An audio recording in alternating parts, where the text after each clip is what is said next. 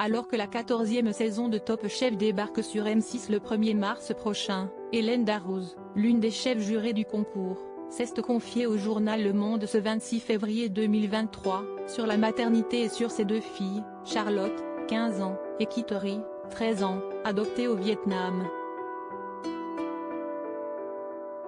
Les deux jeunes filles, désormais adolescentes, sont le plus grand trésor de leur mère, mais elle avoue commettre encore des erreurs lorsqu'elle ne mesure pas ses paroles. Interrogée sur la pire chose qu'elle ait pu dire à ses filles, Hélène Darroze a répondu « Je vais vous vendre au marché ».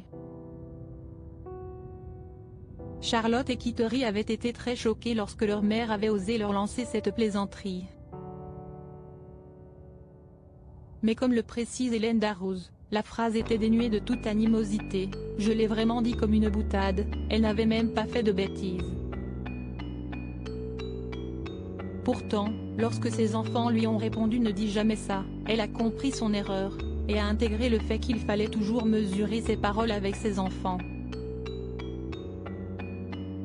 Un écart qui n'a pas entamé la complicité de la grande chef et de ses deux filles adorées. La cauchemar Top Chef. Le retour de Top Chef est un régal pour les fans, mais aussi pour son présentateur, Stéphane Rothenberg, qui ne se lasse pas de présenter l'émission, et selon ses dires, cela se voit sur son physique. Lors de son passage sur RTL le 11 février dernier, Éric Dussart a cherché à savoir quel était son secret pour ne pas grossir pendant les tournages.